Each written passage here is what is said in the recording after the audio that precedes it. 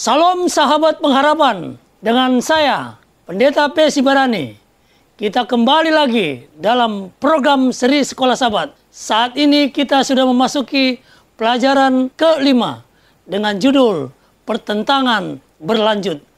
Di studio kami saat ini sudah hadir Pendeta Hemat Siboya. Salam. Sebelah kiri saya Pendeta Happy Putar-Putar. Salam. Terima kasih sudah hadir dalam pendalaman Alkitab program seri Sekolah Sabat pada episode ini. Sebelum kita membahas pelajaran minggu ini, boleh kiranya Pendeta Happy Putar-Putar untuk menghafalkan ayat hafalan kita minggu ini, lalu kita mulai dengan doa. Ayat hafalan kita pada minggu ini tertulis dalam Nehemia 2 ayat yang ke-18. Ketika kuberitahukan kepada mereka betapa murahnya tangan Allahku yang melindungi aku, dan juga apa yang dikatakan Raja kepadaku, berkatalah mereka, kami siap untuk membangun. Dan dengan sekuat tenaga, mereka mulai melakukan pekerjaan yang baik itu. Marilah kita berdoa. Bapa kami yang di sorga, terima kasih atas segala kasih dan berkat Tuhan. Pimpinan Tuhan yang sudah berlaku bagi kami. Dan pada saat ini Tuhan berikan waktu bagi kami untuk membahas pelajaran Sekolah Sabat dari pekan ini. Mohon kiranya urapan dari Roh Kudus bagi kami hamba-hamba Tuhan yang membahas pelajaran hari demi hari, agar kami boleh menerangkan dengan baik untuk menjadi berkat bagi seluruh pemirsa dimanapun mereka berada. Dan biarlah Tuhan menuntun kami dalam acara ini dan berikan kepada kami hikmat akal budi dari sorga. Terima kasih ya Bapa, ampuni salah dosa kami. Kami berdoa dalam nama Yesus Tuhan kami. Amin. Pekan ini, diskusi pelajaran Sekolah Sabat kita, pertentangan berlanjut.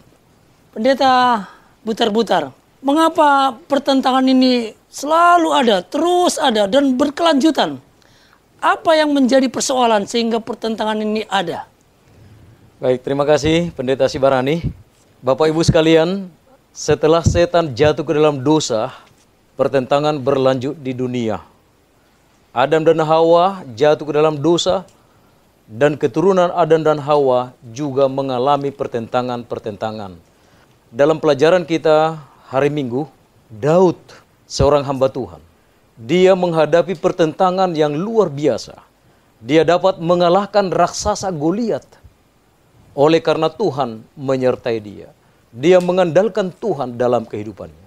Saudara-saudara yang kekasih, bila mana kita mengandalkan Tuhan, kita akan dapat mengalahkan segala musuh dan menang dalam setiap pertentangan-pertentangan yang kita hadapi. Oleh karena Daud mengandalkan nama Tuhan. Namun sangat disayangkan, dalam masalah yang lain, konteks yang lain, dia mengalami kekalahan yang sangat fatal. Oleh karena dia mengandalkan dirinya, dia mengikuti hawa nafsunya. Sehingga dia jatuh ke dalam dosa. Dia tega mengambil seorang wanita yang adalah istri dari seorang prajuritnya Uria. Dia mengambil Berseba menjadi istrinya. Sehingga Daud jatuh ke dalam dosa yang sangat besar. Bersyukur hamba Tuhan ini, dalam pertentangan yang dia alami sendiri, dia menyadari bahwa dia berhasil hanya mengandalkan Tuhan. Dia datang merendahkan diri kepada Tuhan. Dia bertobat.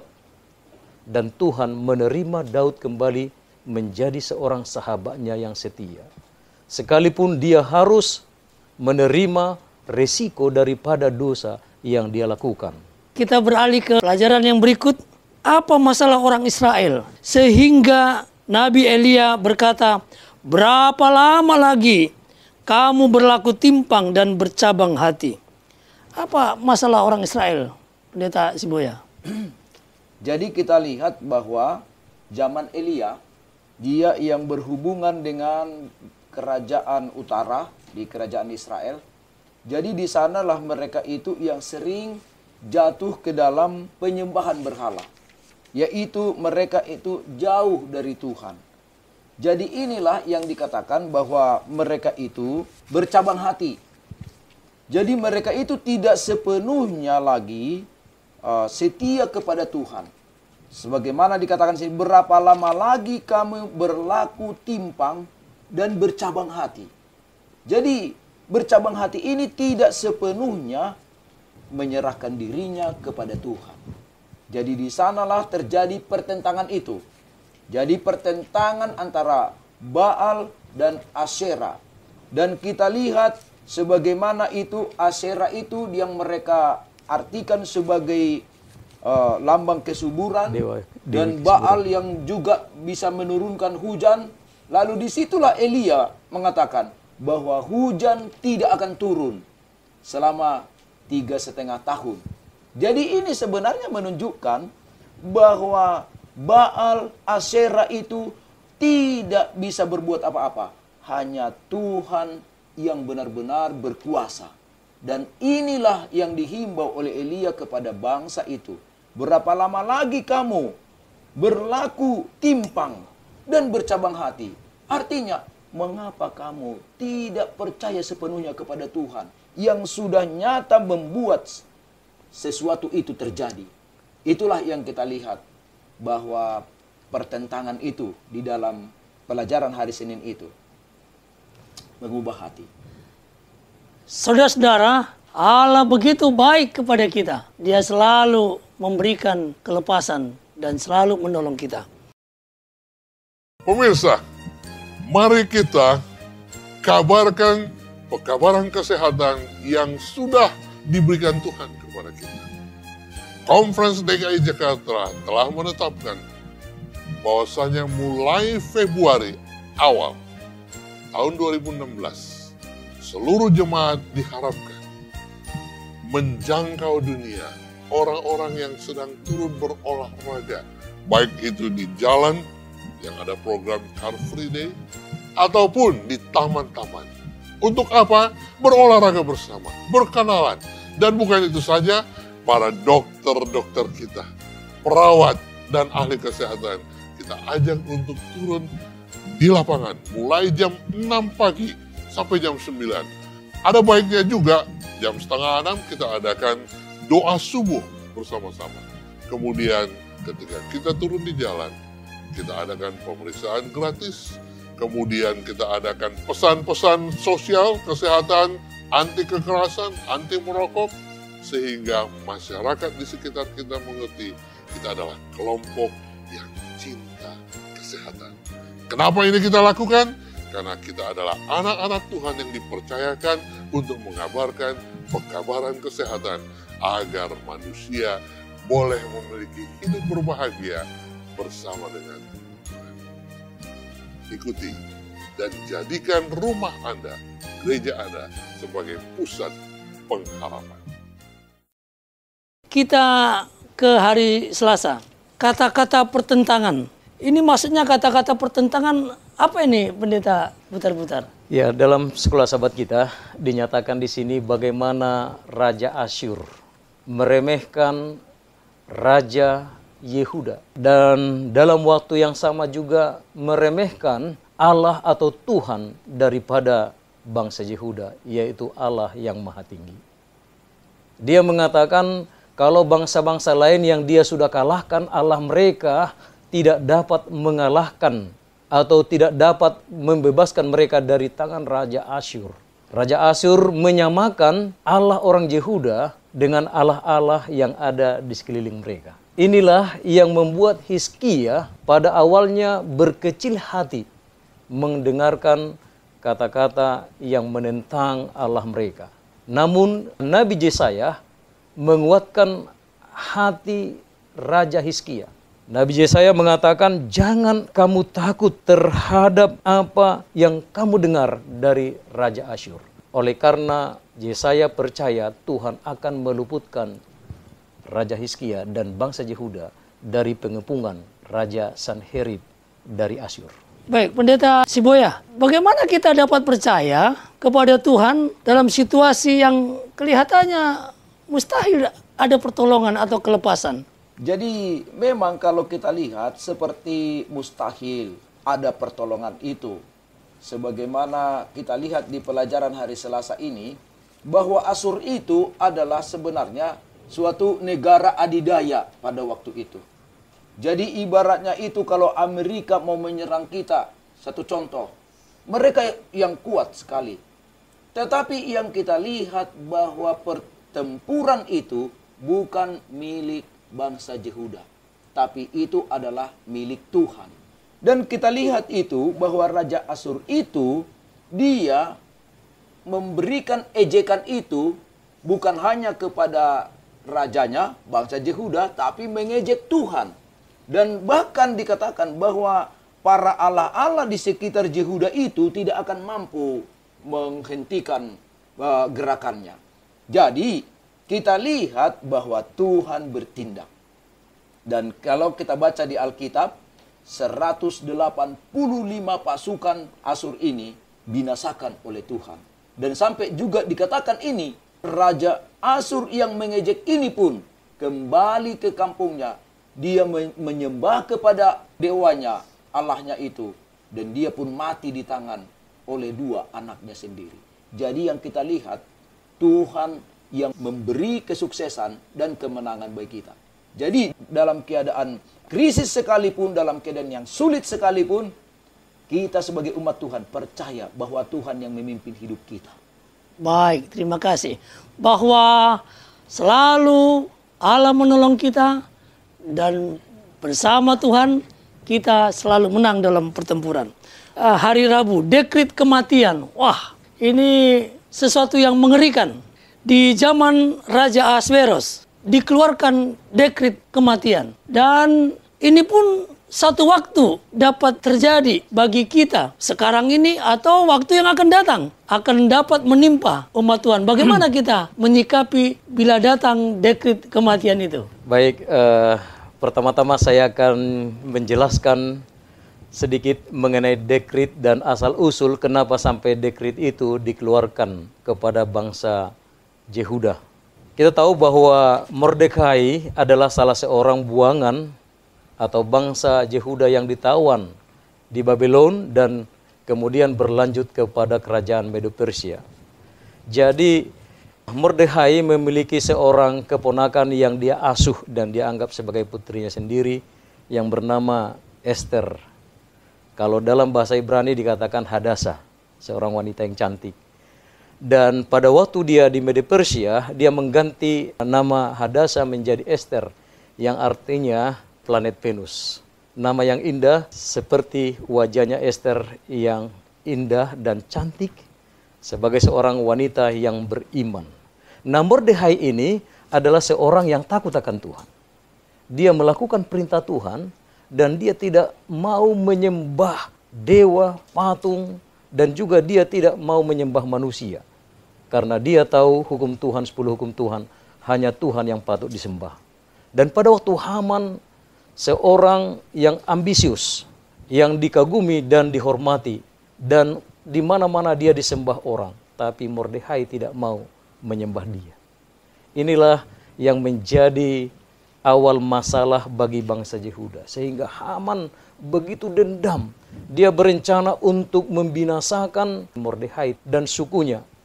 Dan dia tidak berhenti sampai di situ. Dia ingin semua bangsanya Mordekai ini harus dibunuh. Kita tahu bila mana itu terjadi, maka keturunan leluhur Yesus pun akan turut terbunuh. Karena Yesus adalah berasal dari suku Yehuda. Dan rencana Tuhan untuk menyelamatkan umat manusia tidak akan jadi bila mana itu terlaksana. Namun Mordekai adalah seorang yang percaya kepada Tuhan. Dia percaya Tuhan akan memberikan pertolongan dan jalan keluar terhadap segala masalah yang dihadapi.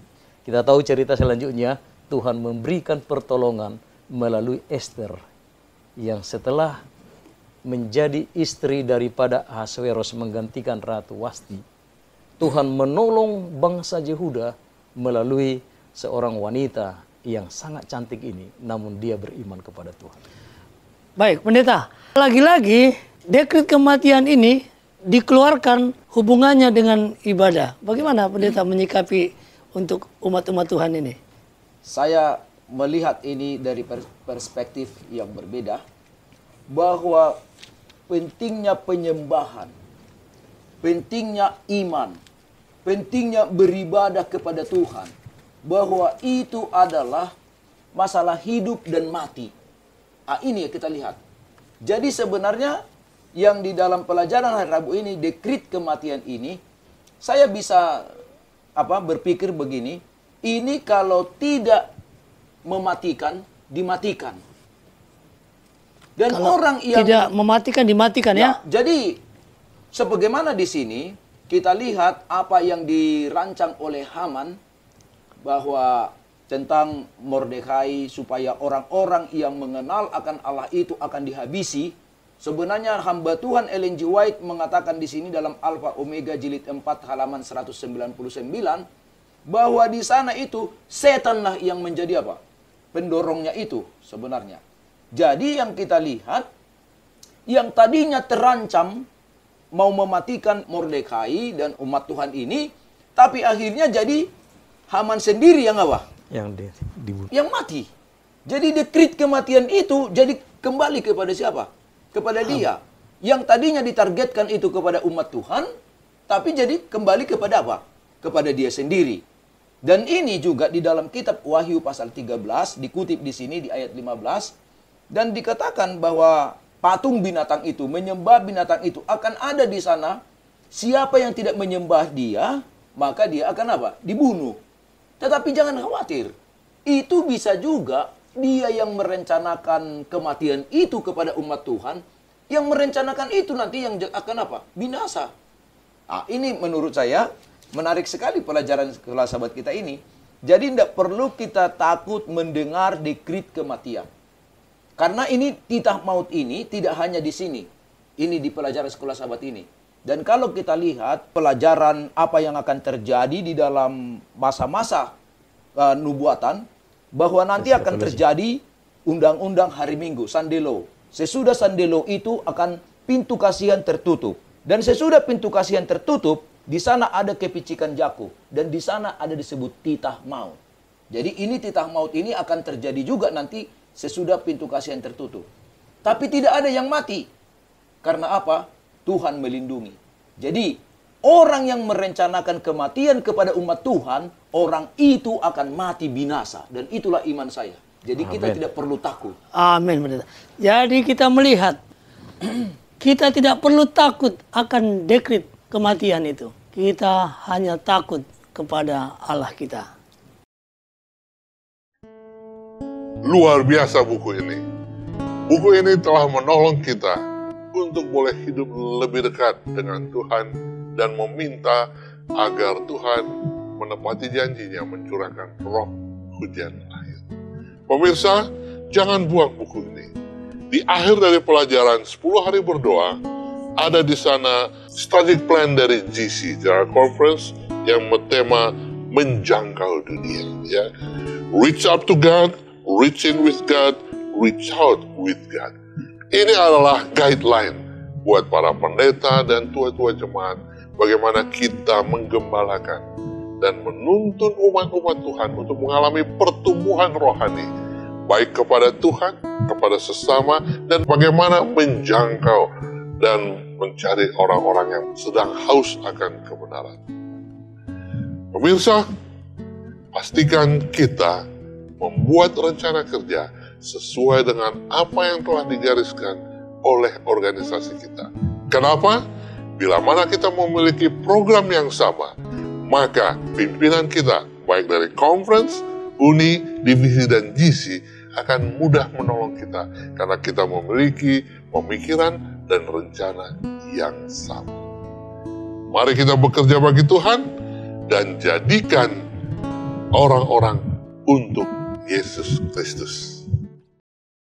Sekarang kita melihat pelajaran yang berikut tentang Nehemia. Sesuatu yang mustahil kelihatannya pendeta putar-putar, Nehemia harus membangun Yerusalem yang runtuh itu. Namun dia tetap lakukan. Dan kita melihat yang dikerjakan Nehemia bersama Tuhan. Pelajaran apa yang kita mau ambil dalam situasi yang sangat sulit ini bagi Nehemia? Baik, terima kasih. Kita perlu belajar dari hidup Nehemia yang luar biasa ini. Meskipun dia memiliki jabatan yang cukup tinggi di kerajaan Medo Persia, namun masih ada kepeduliannya terhadap bangsanya yang menderita yang ada di Yerusalem. Pada waktu Hanani datang bersama dengan teman-temannya dari Yerusalem bertemu dengan dia, dan Nehemia bertanya, bagaimana keadaan bangsa kita di Yerusalem? Lalu mereka menceritakan sangat kasihan. Oleh karena tembok-tembok Yerusalem sudah dirobohkan dan pintu-pintu gerbangnya sudah dibakar. Hati Yeremia terenyuh, sedih mendengarkannya. Lalu dia berdoa kepada Tuhan, supaya Tuhan menunjukkan jalan baginya, supaya umat Tuhan kembali mendapatkan harga diri, dan mereka memiliki kota yang aman seperti dahulu kala. Lalu Nehemia mohon izin kepada Raja Medo Persia supaya dia diizinkan untuk apa? Untuk pulang, untuk melihat, untuk membangun kembali kota Yerusalem. Memang saat itu agak berat tantangannya oleh karena bangsa Yehuda pun tidak ada lagi keinginan untuk apa? Untuk membangun Yerusalem. Namun Nehemia percaya kepada Tuhan, Tuhan akan tolong dia. Saudara-saudara, bila mana kita percaya kepada Tuhan, apapun masalahnya, kita akan ditolong oleh Tuhan, akan ada jalan keluar. Nah, Nehemia memulai hal yang sederhana. Dia berbicara kepada imam-imam. Dia berbicara kepada pemimpin-pemimpin yang tersisa di sana. Dia berbicara kepada penguasa. Bagaimanakah kota Yerusalem ini? Apakah kita biarkan begitu saja? Sesuai dengan ayat hafalan yang kita sudah hafalkan tadi. Ketika kuberitahukan kepada mereka betapa murahnya tangan Allahku yang melindungi aku, dan juga apa yang dikatakan Raja kepadaku, berkatalah mereka, kami siap untuk membangun. Dan dengan sekuat tenaga mereka mulai melakukan pekerjaan yang baik itu. Nehemia 2 ayat 18. Jadi Nehemia berhasil memotivasi bangsa Yehuda untuk kembali membangun Yerusalem, mempersatukan mereka. Bila mana roh Tuhan bersama dengan saudara dan saya, kita boleh melakukan hal-hal yang besar dalam pekerjaan pelayanan untuk kemuliaan bagi nama Tuhan. Kita harus percaya akan hal itu. Baik, pendeta, barangkali ada yang mau ditambahkan dari Nehemia ini? Ini sangat menarik dengan Nehemia. Di dalam sejarah kita lihat bahwa tahun 444 sebelum Masehi itu dikenal sebagai Special Commission to Nehemiah. Jadi ada satu misi yang dibawakan oleh Nehemia, dia pulang ke Yerusalem untuk membangun pada tahun 444 sebelum Masehi itu. Karena Yerusalem sudah reruntuhan dan dia membangun tembok Yerusalem yang sudah reruntuhan ini. Yang saya tertarik tadi lihat, kalau tadi pendeta Rebutar singgung mengenai jabatan Nehemia itu, sebenarnya kalau menurut saya tidak terlalu hebat sekali itu apa jabatannya. Karena Nehemia pasal 1 ayat 11 dikatakan oleh Nehemia, ketika itu aku ini juru minuman raja. Dia hanya juru minuman. Tapi di kerajaan. Ya, tapi di kerajaan. Memang dia dekat dengan raja. Ya. Tetapi yang kita lihat di sini, kepercayaan raja ya. Jadi Tuhan bisa memakai semua orang untuk menjadi suatu pembaharu, pembangun, dan penggerak. Jadi tidak peduli sebenarnya sebesar apa jabatan kita, tapi Tuhan bisa menggerakkan semua bentuk orang. Itu sebabnya di sini Nehemia itu dia berhasil menggerakkan hati orang untuk membangun tembok Yerusalem itu. Satu yang saya tertarik apa yang dibaca oleh pendeta Butar-Butar tadi dalam ayat hafalannya itu, dasar dia ya, yaitu ketika ku beritahukan kepada mereka betapa murahnya tangan Allahku yang melindungi aku.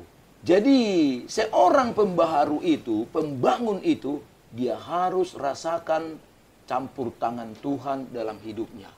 Jadi saudara-saudara para pemirsa dimanapun berada, untuk memperbaiki hal-hal yang reruntuhan dalam pekerjaan Tuhan, dalam apapun, Ketika Tuhan panggil kita, kita harus rasakan bahwa ada hubungan kita spesial dengan apa? Dengan Tuhan. Itu yang saya lihat.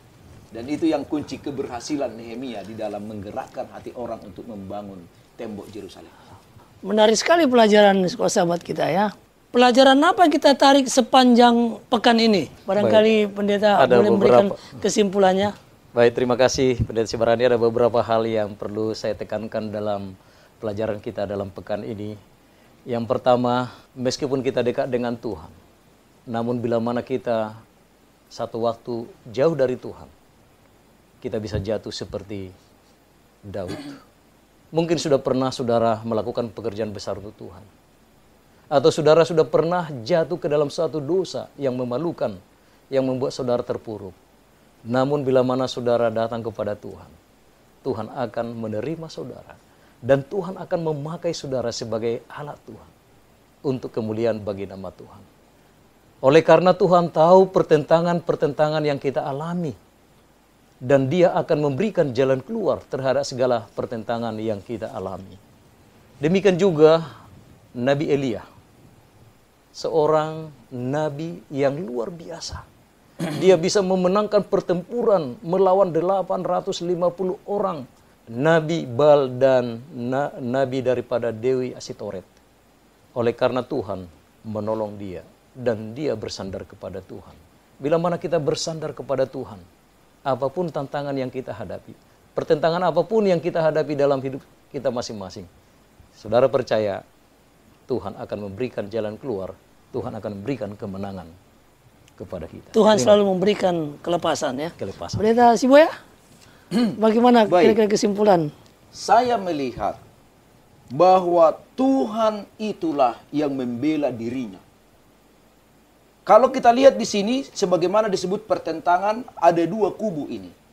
Satu, Allah dengan umatnya di satu sisi, dan iblis dengan kaki tangannya di sisi yang lain.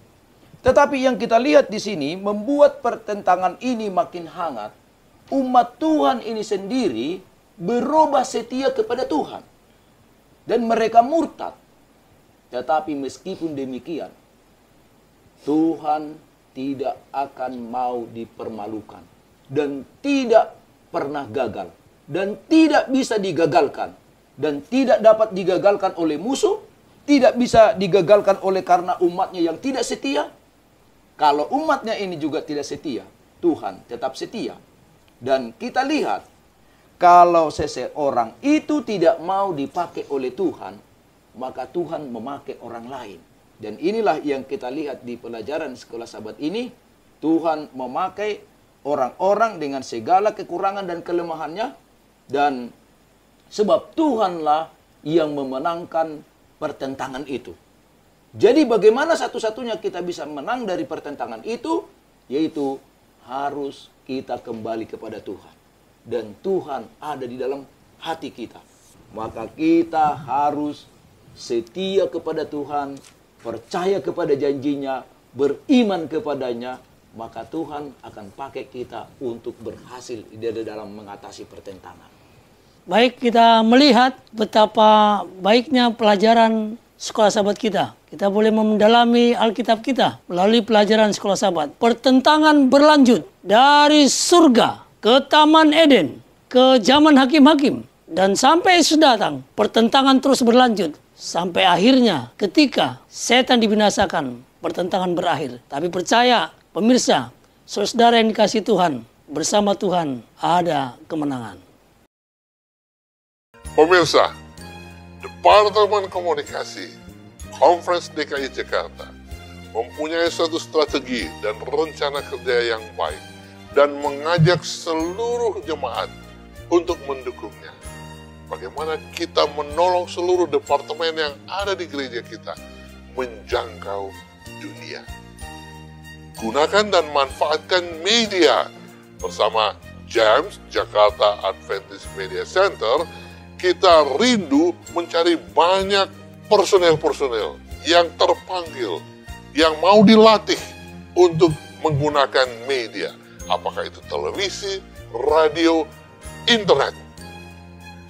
Kami berharap semua kita yang menyaksikan siaran ini boleh memilih pelayanan penginjilan apa yang akan saya lakukan di tahun 2016. Jika Anda terpanggil untuk terlibat dalam media, apakah radio, televisi, maupun internet, daftarkan diri Anda. Kita sudah buat jadwal pelatihan secara wilayah. Tanyakan pimpinan Anda kapan itu. Karena melalui program penginjilan di media, dalam waktu dekat, kita akan membuat film yang boleh diputar di televisi, ditayangkan di Hope Channel Indonesia, bahkan layar lebar sekalipun ya, tanggal 25 Desember kalau Tuhan berkehendak, kita akan jangkau orang-orang yang suka menonton itu untuk melihat kabar baik di akhir zaman yang datangnya dari Tuhan Yesus Kristus. Maukah Anda ikut terlibat dalam menginjil melalui media? Kalau Anda mau, segera daftarkan diri Anda kepada para pemimpin komunikasi dan pendeta di jemaat Anda. Tuhan memberkati. Pemirsa yang dikasihi Tuhan, kita akan akhiri pendalaman Alkitab melalui Sekolah Sabat dengan doa yang akan dibawakan oleh Pendeta Hemat Siboya. Marilah kita berdoa. Ya Tuhan, kami tahu bahwa pertentangan ini akan berlanjut terus sampai Yesus datang. Dan biarlah kami menang oleh karena kami berlindung kepada Tuhan. Kami percaya akan firman-Mu. Kami percaya akan janji-Mu ya Tuhan. Bahwa Tuhan tidak akan pernah gagal. Bila mana kami bersandar kepada Tuhan, maka kami pun tidak akan gagal. Ampuni salah dan dosa kami Tuhan. Bila mana kami selama ini kurang beriman kepadamu. Dalam nama Tuhan Yesus kami berdoa. Amin. Amin. Sahabat pengharapan, kita sudah selesai berdiskusi dan mempelajari pelajaran kita minggu ini. Dan jangan lewatkan episode berikutnya, karena pastinya akan lebih menarik lagi.